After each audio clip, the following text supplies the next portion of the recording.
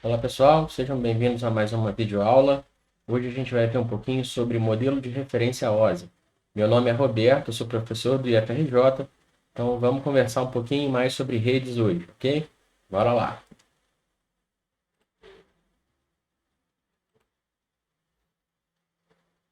Então esse aí é o tema da nossa aula de hoje, né? Modelo OSI, meu nome está aqui embaixo. Sejam bem-vindos. Vamos começar então a conversar sobre esse conteúdo.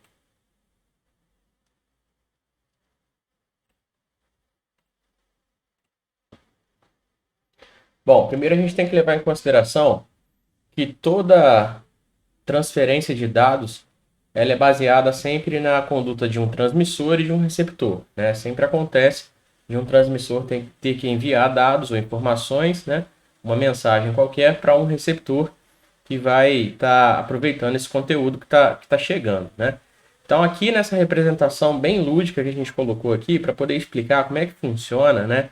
Uma transmissão de dados, vamos imaginar que exista, né, no Japão, em Tóquio, uma empresa que é sediada, né, no Japão e a diretoria executiva, né, dessa empresa do Japão precisa enviar uma informação, né, um conteúdo para uma filial que fica na França, em Paris. Então esses dois bonequinhos aqui representam, né, os diretores executivos dessas instituições, dessa empresa. E aí começa então a transmissão de dados. Só que tem um problema, né? A diretora executiva da empresa no Japão, ela não sabe falar francês. E o diretor executivo também não sabe falar japonês. Então já começa com um problema, né, que a gente precisa administrar nessa transmissão de dados, nessa comunicação. Dessa forma, a nossa diretora executiva, então, ela precisa solicitar um serviço, né, a uma outra instância. Né? Então, esse é um bonequinho que representa aqui o tradutor, e ele vai traduzir a mensagem do japonês para o inglês, considerando que o inglês é uma língua universal, considerando que ele já sabe que existe um tradutor que conhece inglês, né, na filial da França, então ele vai poder traduzir do inglês para a língua nativa em que vai ser utilizada, né, vai ser entendida pelo diretor executivo da filial francesa.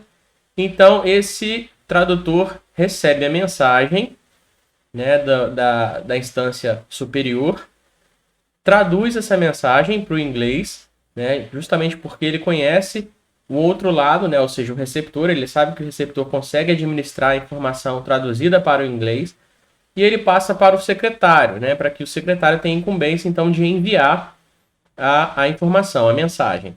O secretário, por sua vez, ele sabe que a secretária, lá na França, possui um aparelho de fax.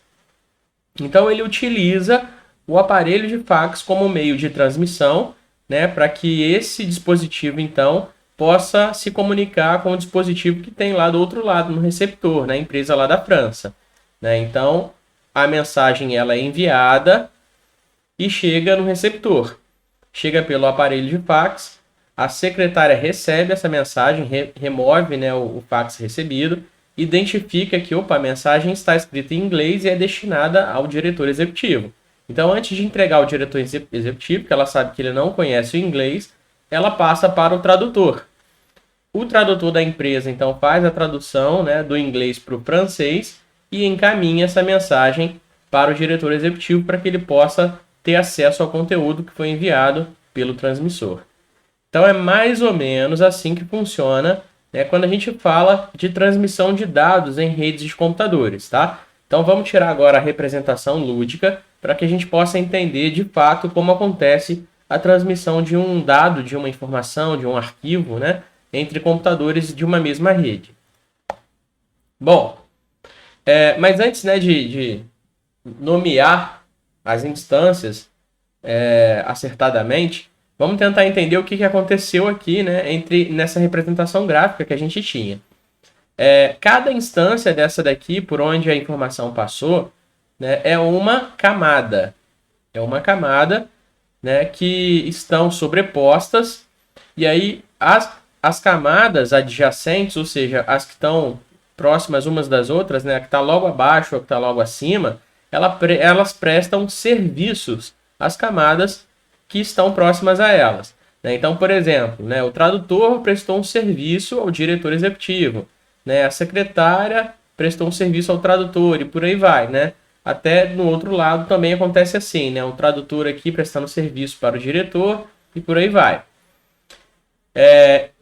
O acordo formado entre camadas do mesmo nível, tanto no transmissor quanto no receptor, né, existe sempre um acordo que deve ser formado para que a mensagem fique, para que a transmissão, né, ocorra de maneira satisfatória, e esse acordo é chamado de protocolo. Tá? Por exemplo, os tradutores, eles escolheram como protocolo a língua inglesa, né, para que se ficasse, então, né, entendível a mensagem.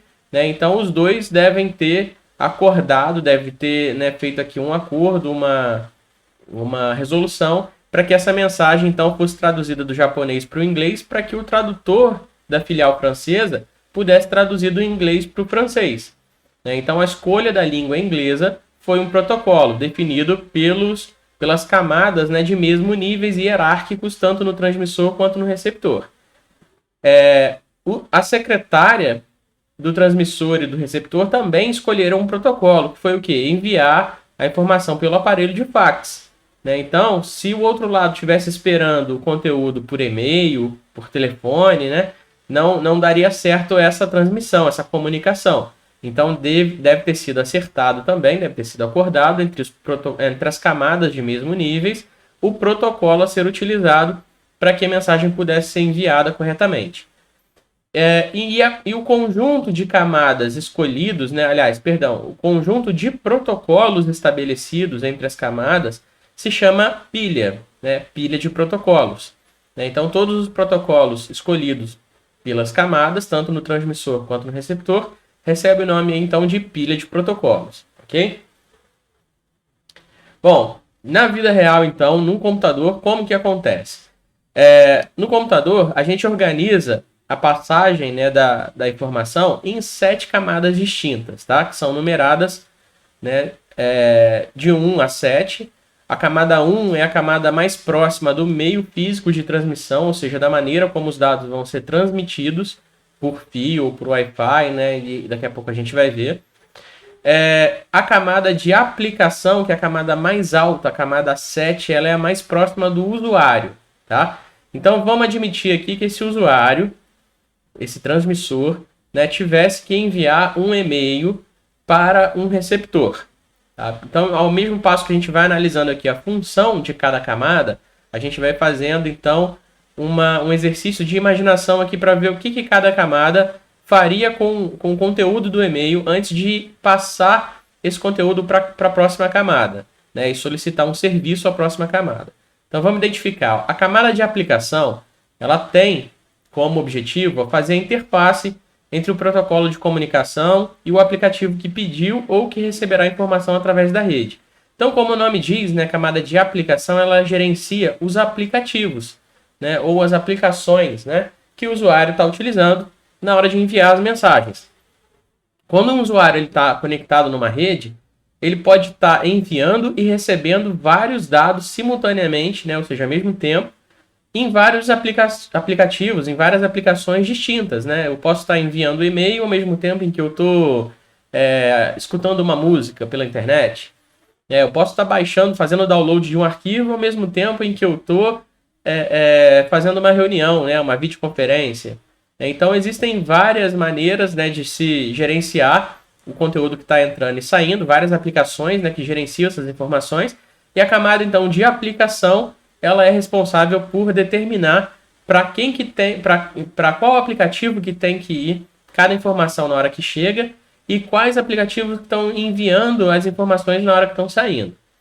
Então, se eu solicitei o envio de e-mail, a minha camada de aplicação, né, utilizou para isso, né, um protocolo, daqui a pouco a gente vai falar sobre o protocolo, utilizou um protocolo para poder marcar essa mensagem como uma mensagem de e-mail, para que quando chegar lá no receptor, que o receptor identifique como uma mensagem a ser administrada como um e-mail.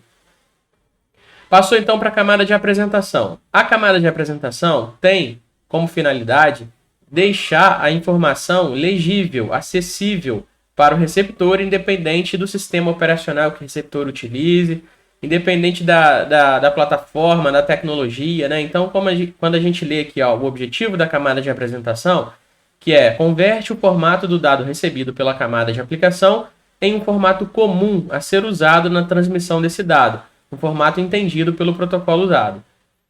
Então, a camada de apresentação tem como objetivo deixar o conteúdo apresentável, né? Ou seja, apresentável para o receptor, para que ele consiga abrir. Então, um e-mail ele pode ser lido num computador, num celular, num tablet, né? Independente de qual seja a tecnologia, o equipamento, a plataforma, o sistema operacional, ele tem que ficar acessível para o usuário. Então, quem garante essa apresentação é a camada 6. A camada de sessão, ela permite que duas aplicações em computadores diferentes estabeleçam uma sessão de comunicação, tá? E aqui a gente já começa a usar alguns exemplos de protocolos, tá?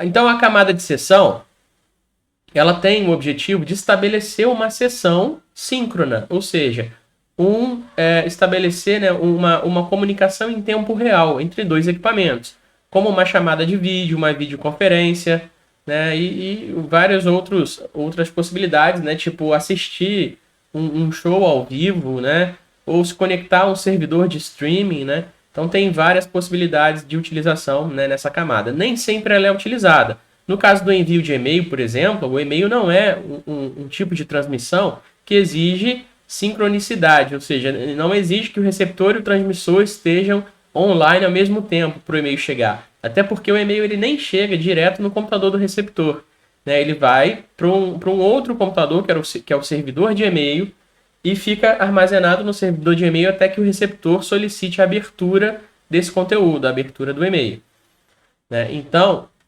nesse caso, a camada de sessão não é utilizada nesse nosso exemplo. E aí o conteúdo é passado para a camada 4, a camada de transporte. A camada de transporte ela é responsável por pegar os dados enviados pela camada de sessão e dividi-los em pacotes que serão transmitidos para a camada de rede.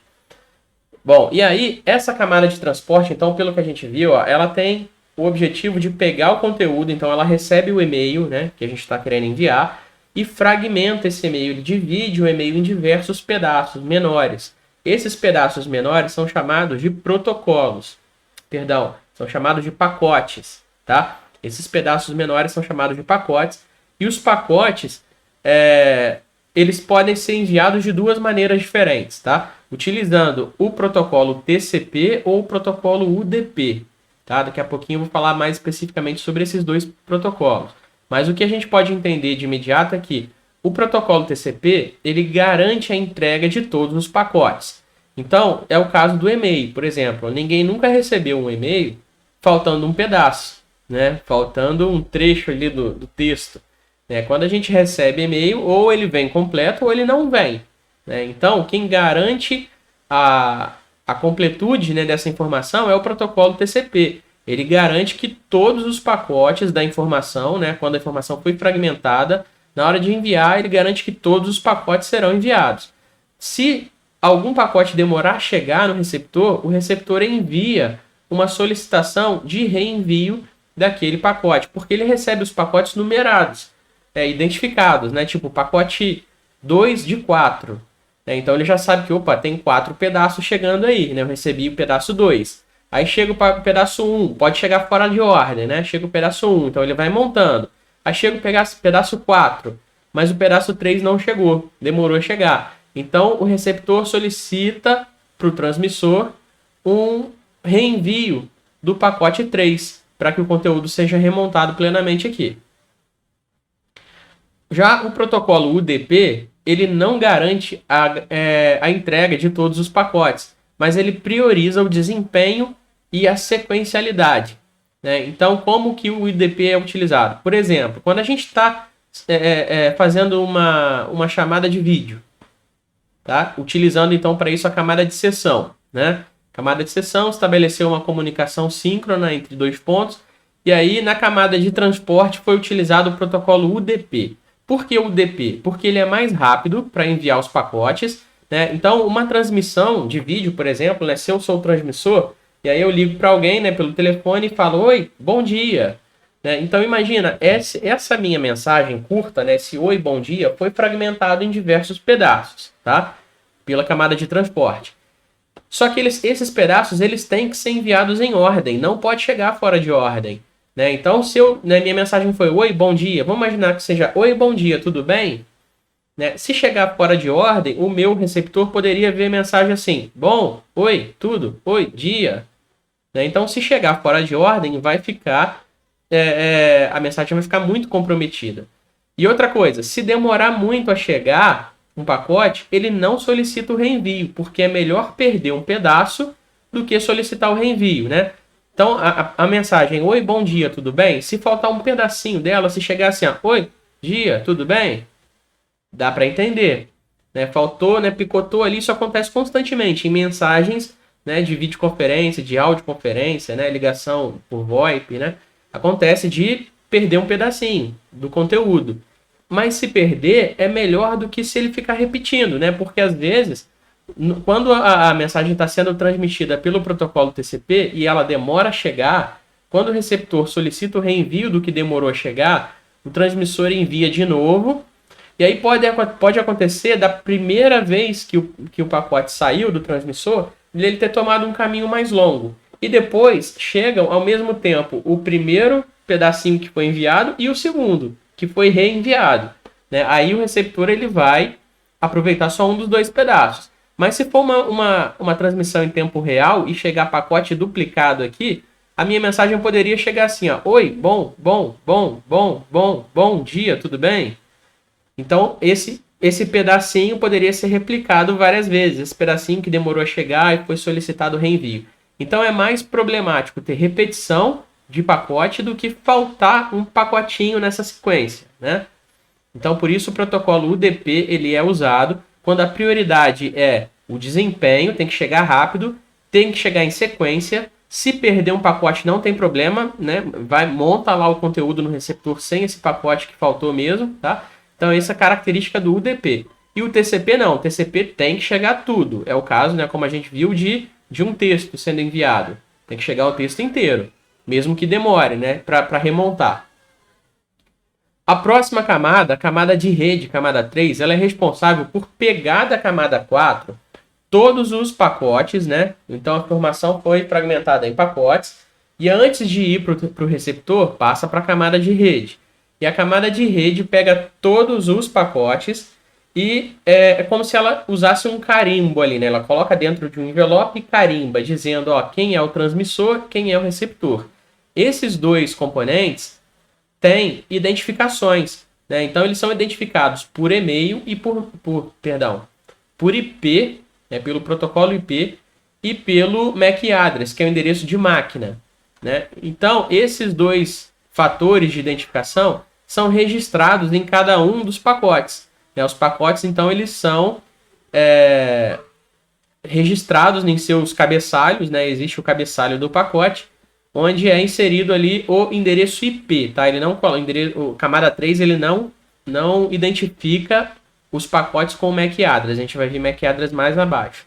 Então, ele identifica os pacotes com o IP do transmissor e o IP do receptor. Então, quando esse pacote chega num outro computador, por exemplo, né, isso pode acontecer em uma rede que trabalha em broadcast, né, o caso de uma rede Wi-Fi, por exemplo, né, o pacote chega em vários equipamentos ao mesmo tempo. O equipamento verifica lá, opa, esse pacote é para mim? É para o meu IP? Não é? Então descarta, né, não abre. Só abre o computador que identificar lá que, opa, esse receptor sou eu, esse IP que está aqui, né, no cabeçalho do pacote é o meu. Então ele sobe com conteúdo para ser, né, remontado aqui na camada de transporte. Bom, então a camada de rede identificou o IP, né, do transmissor do receptor, lá, a função dela, ó, responsável pelo endereçamento dos pacotes e escolha da melhor rota para o tráfego de dados, né? Então atua registrando o IP e atua dentro dos roteadores. Então esse conteúdo, né, é então passado, né, os pacotes já identificados com os IPs passam para a camada de enlace. Qual é a função da camada de enlace? A camada 2. Ela é responsável pela transmissão e recepção de quadros e pelo controle de fluxo, né, através do MAC address, dos protocolos PPP, NetBIOS, né, e atua em switches, e placas e drives, né, então tem todas essas informações. Então a camada de enlace, ela pega o pacote, né, então vamos imaginar como um envelopinho, né, ele pega esse envelope que tem parte ali do e-mail e fragmenta em pedaços menores ainda. Esses pedaços menores ainda são chamados de frames ou quadros, ok? E esses quadros também recebem uma identificação no cabeçalho dele. É como se ele dividisse, cortasse aí o envelope em pequenos pedacinhos e colocasse dentro de outros envelopes menores ainda. E nesses envelopinhos pequenininhos, ele coloca o MAC address, que é o endereço de máquina, da máquina que é a transmissora, e o MAC address da máquina que é a receptora, né, que tem que receber o conteúdo.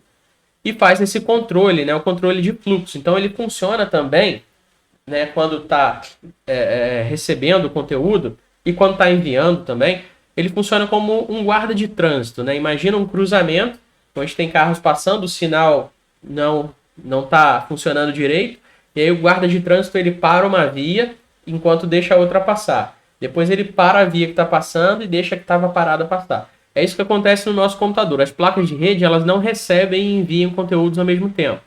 Então tem o timer, e esse timer é controlado pelo protocolo LLC, que a gente vai ver daqui a pouco, que é o controle de link lógico, que atua na camada de enlace, que serve para poder alterar ou personalizar, né, o tempo de permissão de envio ou de recebimento de conteúdo de acordo com a demanda, né? Então, se você está enviando mais dado do que está recebendo, ele aumenta um pouco o tempo para deixar mais informações saírem e diminuir o tempo de entrada de dados. Mas se ele vê que o fluxo de dados entrando está muito alto, então ele passa a aumentar o tempo de recebimento e diminui o tempo de envio. Então isso é feito dinamicamente, né, a partir de um controle de fluxo de dados na camada de enlace. Quando então ele passa por último para a camada física administra o meio físico de transmissão, né? Então ela utiliza protocolos que são utilizados pelos fabricantes das tecnologias de transmissão de dados, né? Então ela define as características, acho que eu não li aqui Não, li sim. Então, camada física, define as características técnicas dos dispositivos elétricos, físicos, né? Do sistema, cabeamento, conectores, hub, etc. Na realidade, nem sempre são elétricos, né? Às vezes são dispositivos que enviam, por exemplo, a informação no formato de luz. É o caso da fibra ótica, né? Os bits, os zeros e uns, são enviados no formato de luz, né?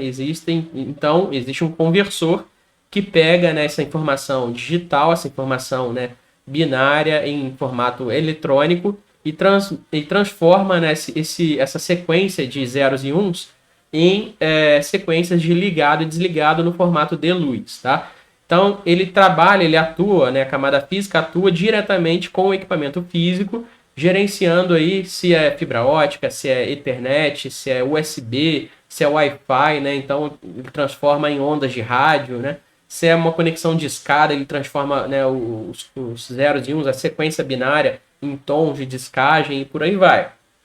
Na hora que chega no receptor, ele faz todo o serviço inverso, né? Ele pega todos os bits que estão chegando do meio físico, organiza em frames, né, que são conjuntos aí de 32 bits, quadros, né, de 32 bits, passa para a camada de enlace, que pega todos os frames, analisa se o MAC address do cabeçalho do frame está correto, né? Então é o MAC address do receptor mesmo, tá certo? Beleza.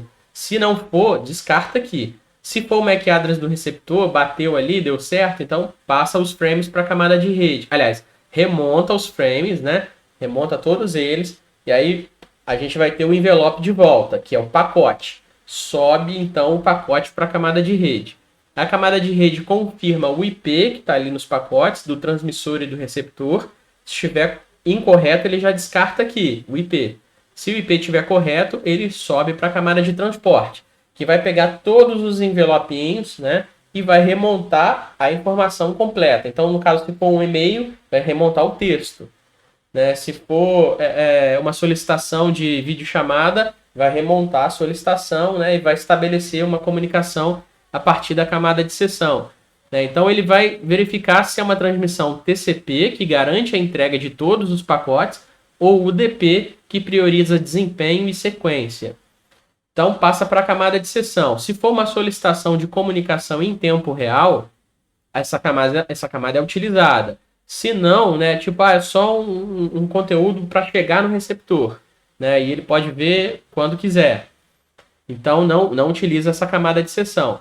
Passa para a camada de apresentação, que pega o conteúdo já íntegro ali, né, e verifica se ele está apresentável, se ele pode ser aberto, né, se ele pode ser lido, se ele vai conseguir ser acessado pelo receptor. Então ele identifica, opa, então quem usou, por exemplo, acontecia muito, né, antigamente, as pessoas mandarem mensagens tipo SMS, manda um SMS com uma carinha, né? Alguns celulares tinham a opção de mandar, né, um emoji no SMS. Só que outros aparelhos não tinham esse recurso, então o emoji chegava como um caractere, né, meio trocado ali, diferente. Às vezes a gente ainda recebe até hoje mensagens, né, onde tipo um C cedilha não é admitido, então vem um quadrado no lugar dele, ou vem um i comercial, ou vem, sei lá, um caractere diferente, né? Então isso foi quando a camada de apresentação não deu conta de tornar o texto, o conteúdo, né, como ele foi originalmente criado, apresentável para que o receptor pudesse ler, né, da forma original. E aí passou para a camada de aplicação, que tem, né, como função enviar todos os conteúdos que estão chegando aos aplicativos corretos, né? Que como a gente viu, a gente quando está na internet está fazendo várias coisas ao mesmo tempo. Então a gente está com vários aplicativos, várias aplicações abertas, e aí essa camada tem que saber definir qual aplicação que vai receber um determinado conteúdo, né? Porque estão chegando vários conteúdos ao mesmo tempo. Essa então é a sequência, né, de como uma informação sai de um transmissor e entra num receptor, tá? Então são 7 camadas, cada uma com a sua funcionalidade. E cada camada dessa atua com alguns protocolos, né? Vamos conhecer aqui os principais protocolos. Existem outros além desses aqui, mas os principais são, vamos lá, na camada física, que é a camada 1, a camada que é mais próxima do meio físico de transmissão, né, do cabo, das ondas de rádio, né? Os protocolos mais utilizados, né, são Ethernet, USB, Bluetooth e Wi-Fi. Então a camada física ele atua normalmente em um desses protocolos. A camada de enlace, né, os protocolos da camada física já são, né, facilmente, né, identificáveis aqui de como é que eles funcionam, o que eles gerenciam, né? Uma transmissão, né, por cabo UTP, uma transmissão por USB, uma transmissão, né, por ondas de ultravioletas e Wi-Fi, ondas eletromagnéticas, né, de rádio, ondas de rádio. Então, a camada física administra o meio físico de acordo com a tecnologia empregada na transmissão. A camada de enlace, ela atua com alguns protocolos que a gente vai ver aqui agora. O protocolo LLC, que é o Link Logical Control, faz, como eu falei lá no slide anterior, aquele controle, né, dos dados que estão entrando e saindo. É como se fosse lá o guarda de trânsito, né, que deixa uma via funcionar por vez, para não haver conflito, né, do conteúdo que está entrando com o que está saindo. Os protocolos ADSL e PPPoE são utilizados pela Velox, né, para poder fazer a sincronia. O ADSL faz a sincronia de um modem com o provedor e o protocolo PPPoE faz a autenticação do usuário para que possa então fornecer a internet para um usuário da Velox. O protocolo ATM faz a mesma coisa de um usuário de uma rede a cabo, né? Tipo a NET, por exemplo. A NET usa o protocolo ATM, que faz o sincronismo do modem com o provedor e a autenticação do usuário, tudo no mesmo protocolo. E o protocolo MAC é o protocolo que faz, né, a verificação do MAC address, que é o endereço de máquina, o endereço que vem gravado, né, do fabricante para cada placa de rede. E aí ele faz a conferência do MAC address, né, para os pacotes que estão chegando ou saindo. Na camada 3, a camada de rede, os protocolos mais usados são o IPv4, que é conhecido naturalmente como IP, só como IP, que ele faz a conferência do IP dos protocolos, né, para ver se os protocolos estão, né, chegando direitinho para essa máquina específica. O IPv6, que é um IP, né, mais atual, que está sendo utilizado agora, que é composto, né, por caracteres hexadecimais. É um endereço de 128 bits ao invés de um endereço de 32 bits, né, que vai ser abordado mais tarde nas aulas de redes.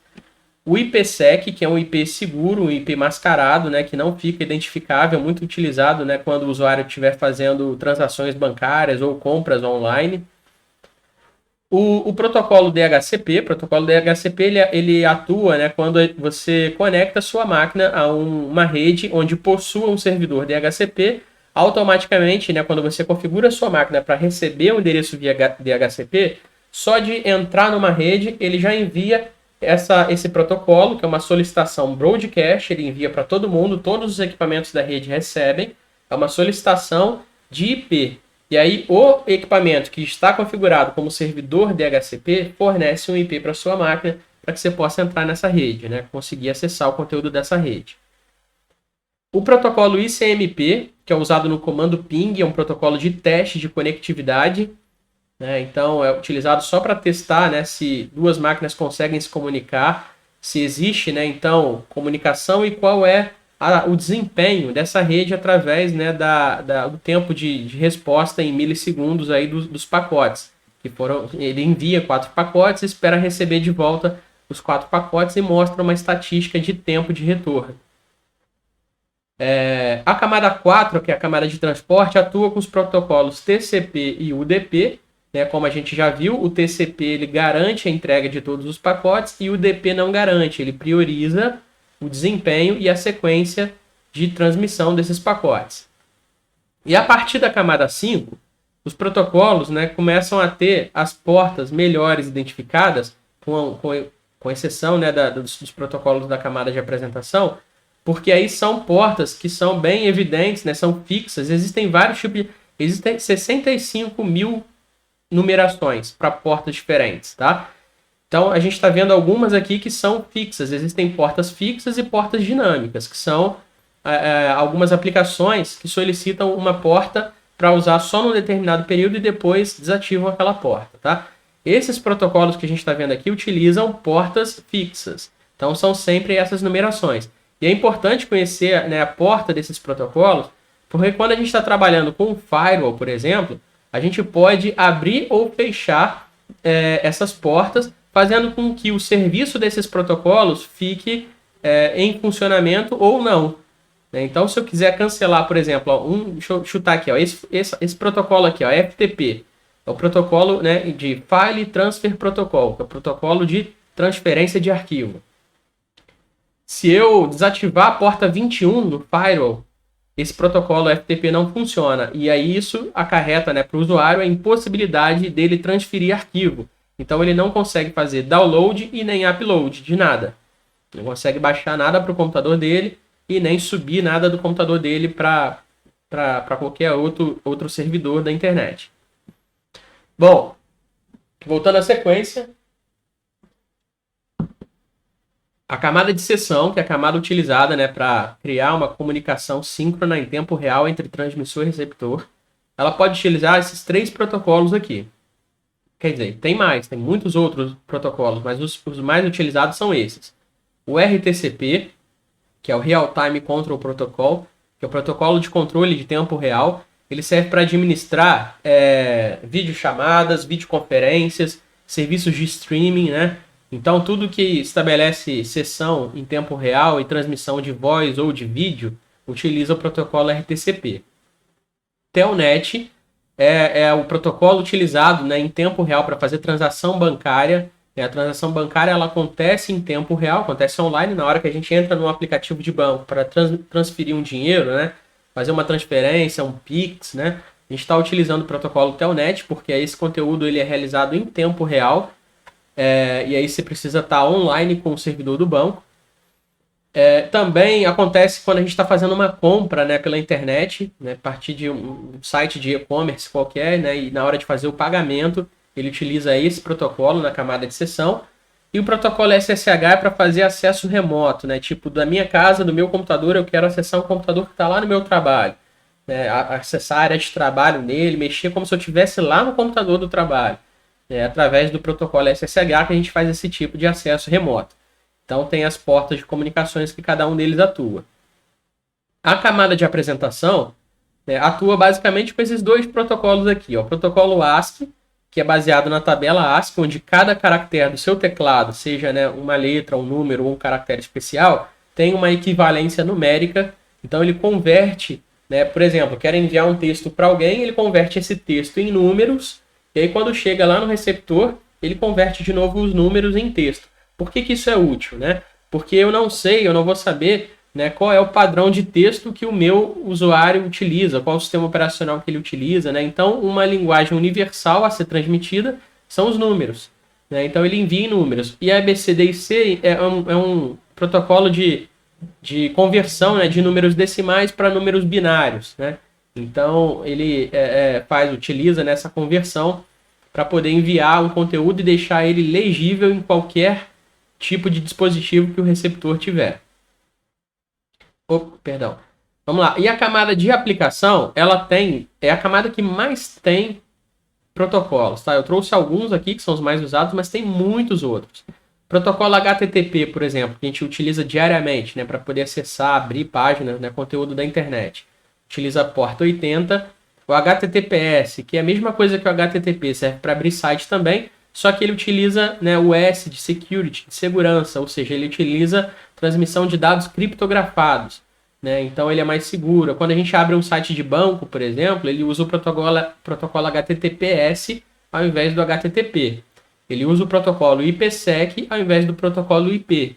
Né? Então tem algumas medidas de segurança quando a gente está fazendo transação bancária. Né? O protocolo SMTP é para envio de e-mail, que é o Send Mail Text Protocol, protocolo de envio de texto, utiliza a porta 25, enquanto o POP3 é o Post Office Protocol, né, que é o protocolo de recebimento de mensagem, né, utiliza a porta 110.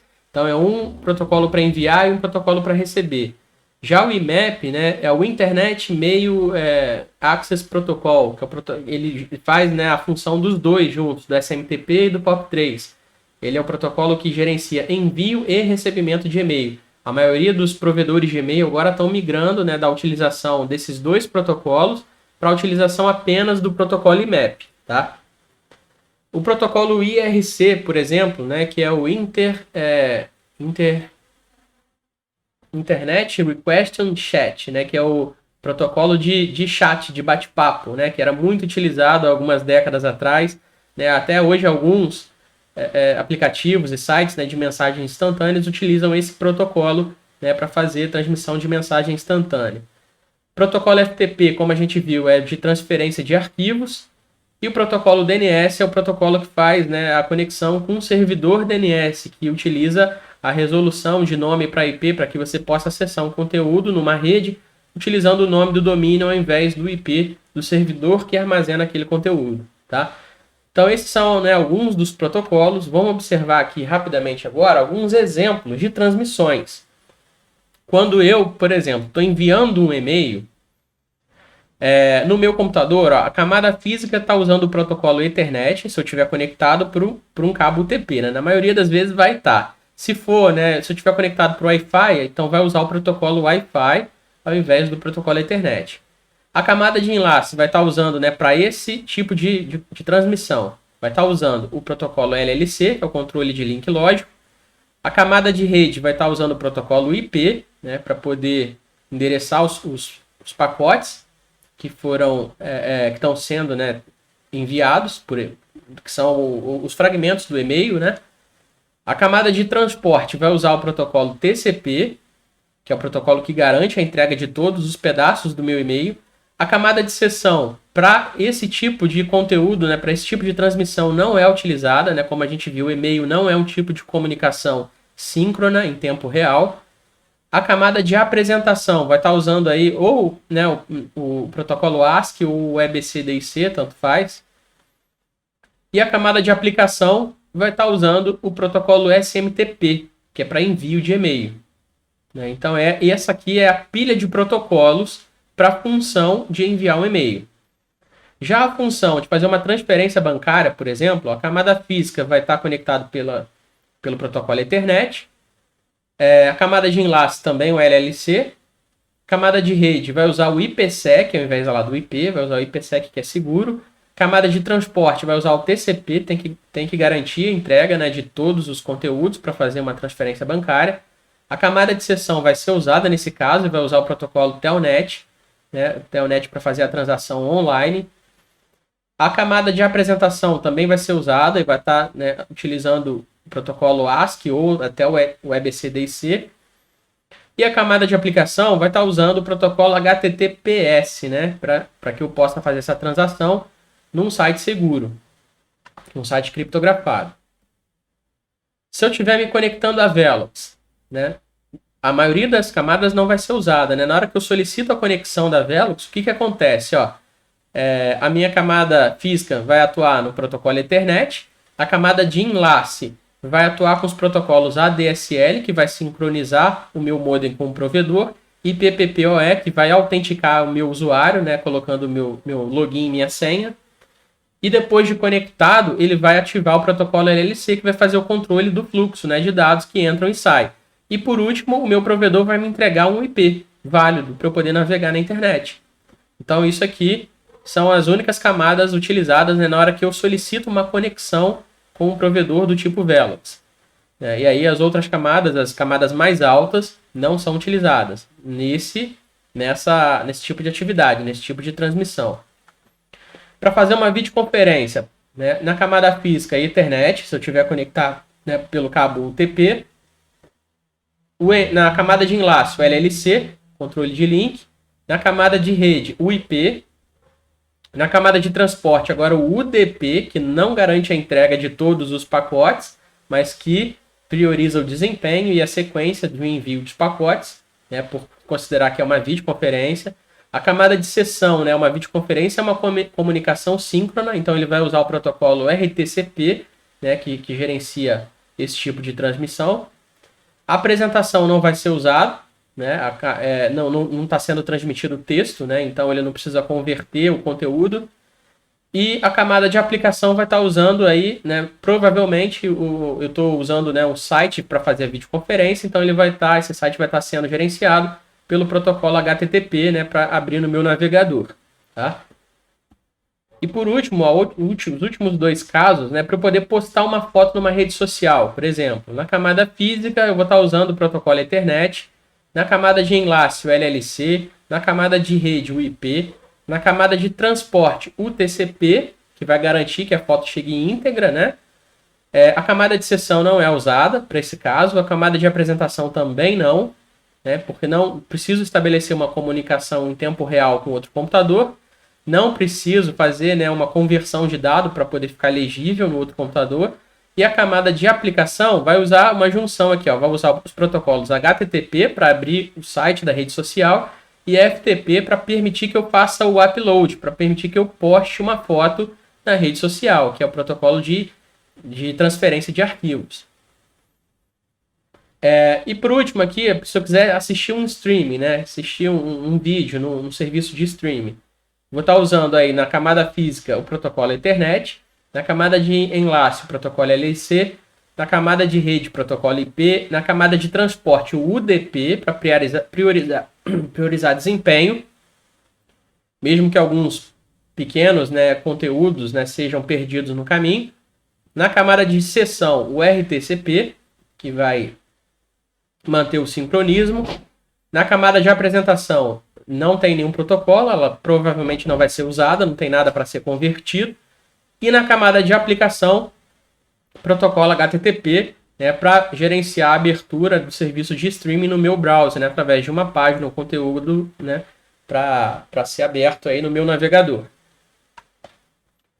Bom, então essas são as referências, né, de onde nós tiramos aí o material sobre modelo OSI e sobre portas dos protocolos, né? Quem quiser saber mais um pouquinho, acesse aí esses endereços, né? Faz uma leitura do material que está lá no Wikipedia, que é muito bom, né? E esse foi o nosso conteúdo da nossa videoaula de hoje, ok? Meu contato está aí, né? Meu e-mail, roberto.silveira@frj.edu.br. Fiquem à vontade para entrar em contato quando quiserem tirar dúvida. Um abraço, pessoal. Até a próxima.